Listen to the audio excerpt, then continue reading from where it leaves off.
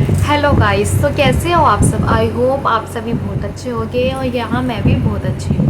तो आज मैं बात करूँगी कि हमारी एक बहुत बड़ी सिजेरियन डिलीवरी हुई है, तो उसमें खासकर बहुत सारी बातों का ध्यान रखना पड़ता है। जब हमारी डिलीवरी हुई होती है ना, तो हम माइंड में यही चलता रहता है कि अब क्या खाना चाहिए हमें, क्या नहीं खाना चाहिए, एंड क्या मतलब वज़न उठाना चाहिए, नहीं उठाने चाहिए, घर के क्या क्या काम करने चाहिए, क्या नहीं करने चाहिए, कब से करने चाहिए, कब हमारी मतलब सही टाइम पे डिलीवरी हुई है तो उसका ध्यान हमें किस तरीके से रखना है, क्या क्या चीज़ें करनी है। मतलब माइंड में हमारे सारी चीज़ें चलती रहती हैं कि हमें किस तरीके से क्या करना है। मतलब बहुत ध्यान से मतलब कदम फूक फूक कर रखना पड़ता है, खासकर सिजेरियन डिलीवरी के बाद, क्योंकि बहुत बड़ा ये मेजर ऑपरेशन होता है। मैं बस अपना एक्सपीरियंस शेयर करूँगी कि मैंने भी सिजेरियन डिलीवरी के बाद सीढ़ियाँ चढ़ते समय किन किन बातों का ध्यान रखा और जिससे मेरी स्टिचेस की रिकवरी भी बहुत अच्छे से और जल्दी हो गई। तो आपको भी उन चीज़ों का ध्यान रखना होगा।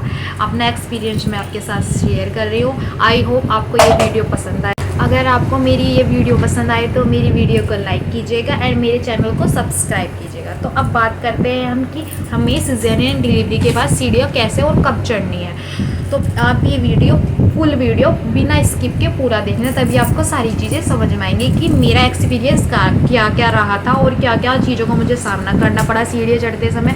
आपको भी इन चीज़ों का ध्यान रखना। देखो, जब हमारी डिलीवरी हो जाती है और सिजेरियन डिलीवरी के बाद 3-4 दिन तो देखो हम हॉस्पिटल में ही रहते हैं आराम से, तो वहाँ तो हमें ऐसे कुछ सीढ़ियाँ वगैरह चढ़ने का कोई काम होता ही नहीं है और डॉक्टर भी हमें ये काम करने देंगे नहीं, क्योंकि आपका जो घाव होगा वो गरम गरम होगा, तो उस टाइम तो आपको मतलब उठने भी नहीं दिया जाता। 3-4 दिन तक तो आपको बिल्कुल भी हॉस्पिटल में उठने ही नहीं दिया जाता। जब आपके डिस्चार्ज होने का टाइम आता है तब आप उस टाइम उठते हो, मतलब 4-5 दिन बाद उठते हैं।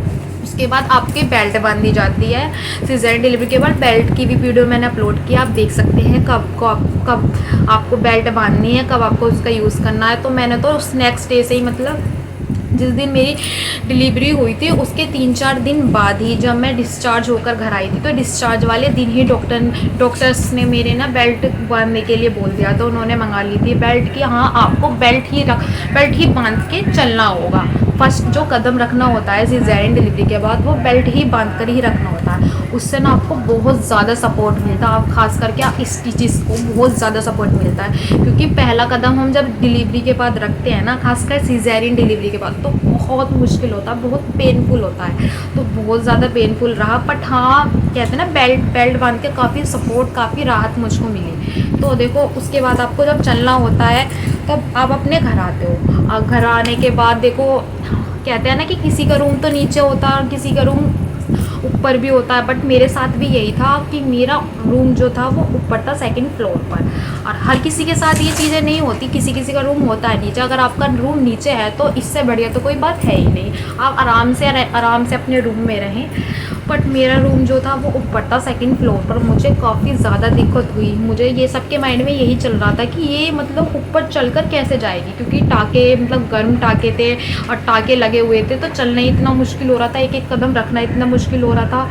बट बहुत मुश्किल रहा मेरा जीने पे चढ़ना, सीढ़ियों पे चढ़ना बहुत मुश्किल। एक जने मतलब मेरे हस्बैंड ने मुझे पकड़ा, तो मैं एक एक कदम रख के सीढ़ियों पे चढ़ी।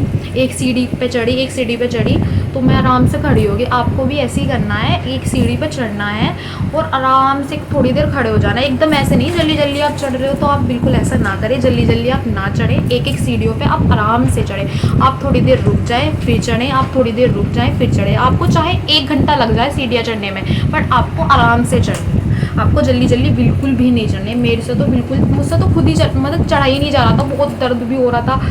तो मतलब मैं एक एक करके चढ़ रही थी। एक तरफ से मैंने अपने हस्बैंड को पकड़ रखा था और आराम से मैं स्टेयर पकड़ के आराम से एक एक कदम करके रखी थी। चक्कर भी आते, क्योंकि आपको इतनी वीकनेस आ जाती है ना, क्योंकि कहते हैं ना सिजेरियन डिलीवरी के बाद बहुत सारा ब्लड लॉस भी हो जाता है, एंड आपको पीरियड्स भी चल रहे होते हैं उस टाइम। तो पीरियड्स का ब्लड एंड ऑपरेशन का ब्लड लूज जो होता है, उसके आपको इतनी वीकनेस आई होती है ना, तो आपसे खुद ही नहीं चला जाएगा।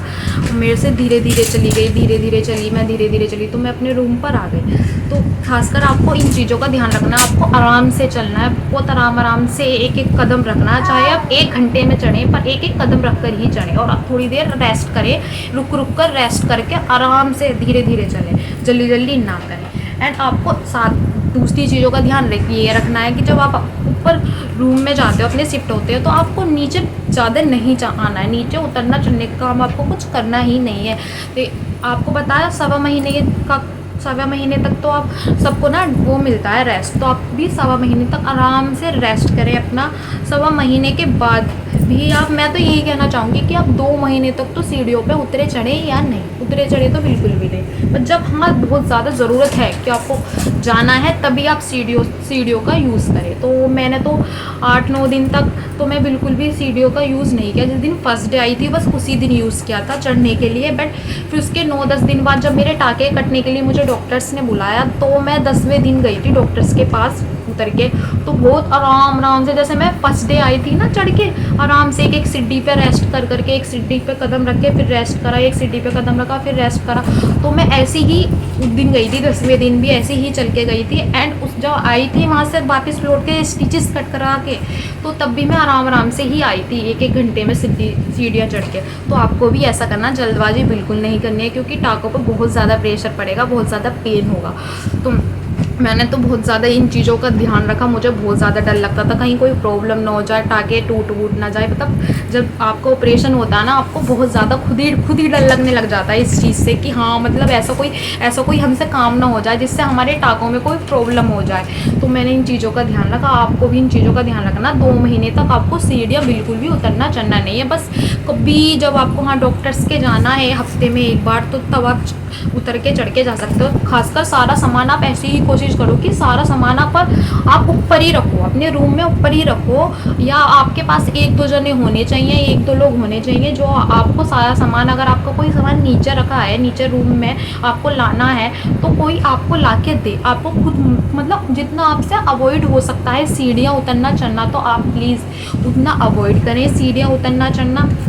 एंड खास करके आपको अपने बेबी को लेकर भी, अपने बेबी को गोद में लेकर भी सीढ़ियाँ उतरना और चढ़ना नहीं है। आपको सिंगल होकर ही उतरना है और चढ़ना है। बेबी को उठाकर भी आपको सीढ़ियाँ उतरना चढ़ना नहीं है। तो मैंने भी ये सारी चीज़ें नहीं की थी। आप अपने बेबी को किसी और को, अपने फैमिली मेम्बर को दें, आप सिंगल ही सीढ़ियों का यूज़ करें। एंड अब आपको ये भी चीज़ें करने होता है ना कि 2 महीने हो गए अब तो हम ठीक हो जाएंगे, तो उस चीज़ का भी ध्यान रखें। 2 महीने के बाद भी आपको सीढ़ियों का इस तरीके से ध्यान रखना है कि आपको जल्दबाजी में सारी चीज़ें नहीं करनी। जल्दी आप ऊपर चढ़ के आ गए, जल्दी आप नीचे जा रहे हैं, क्योंकि टाँके आपके ना ऊपर के जो टाँके होते हैं वो तो आपको लगता है वो धीरे धीरे हील हो जाते हैं, कट जाते हैं। बट जो अंदर के टाँके होते हैं ना, उन्हें 6 महीने का 6 महीने का टाइम लगता है। डॉक्टर्स भी कहते हैं ना कि 6 महीने का पूरा टाइम लगता है आपका अंदर के टाँकों को रिकवर होने में। तो मैं यही कहना चाहूँगी, आप जितना संभल कर कदम रखोगे उतना ही आपके टाँकों के लिए अच्छा रहेगा। आपको वजन उठाकर भी सीढ़ियाँ नहीं चढ़नी है। मतलब आप कपड़े सुखाने जा रहे हो तब आपको सीढ़ियाँ नहीं चढ़नी है। वजन उठाकर आप सिंगल ही जाएं। आप किसी से कह दें कि वो आपके कपड़े वगैरह, बाल्टी वगैरह छत पर रख के आ जाए, आप धीरे धीरे चल के आप जा सकते हैं। बट आप वजन जितना मतलब कोशिश हो कि आप वजन नहीं उठाना है, सीढ़ियों पर चलना नहीं है वजन उठा के। अपने बेबी का भी वजन नहीं उठाना। आप जितना सिंगल चल सकते हो आप उतना चलिए। बस मैं यही कहना चाहूँगी, आप सीढ़ियों पर चढ़ते समय इन सारी चीज़ों का ध्यान रखें। जब नीड हो तभी जाएँ। एंड अगर आपका वॉशरूम नीचे है और आपको अपने रूम से नीचे जाना पड़ रहा है, तो कोशिश यही करें कि आप ऊपर इस चीज़ की व्यवस्था कर लें कि आपको नीचे जाने की ज़रूरत ना पड़े। मैं तो यही कहना चाहूँगी, आप इतनी कोशिश करें, अपनी फैमिली मेम्बर से इस चीज़ के लिए डिस्कस करें कि हाँ मतलब ऊपर ही सारी चीज़ों की आपके लिए व्यवस्था कर दी जाए, आपको नीचे जाने की ज़रूरत ना पड़े। खासकर 2 महीने के बाद आप धीरे धीरे जा सकते हैं, आराम से धीरे धीरे आप जा सकते हैं। बट खासकर 2 महीने तक तो बहुत ज़्यादा ध्यान रखना होता है। अंदर के टाँकों के लिए तो बहुत ज़्यादा ध्यान रखना होता। तो मैं यही कहना चाहूँगी कि आप इन चीज़ों का ध्यान रखें, क्योंकि बाद में ना ये सारी चीज़ें हमें ही दिक्कत करेंगी। अगर कुछ टूट गया अंदर से टाँका वाका तो बहुत ज़्यादा दिक्कत हो जाती है। मतलब आपको पता ही है, आप भी जान सकते हैं कि ऑपरेशन के बाद कितनी सारी चीज़ों से दिक्कतों का सामना करना पड़ता है।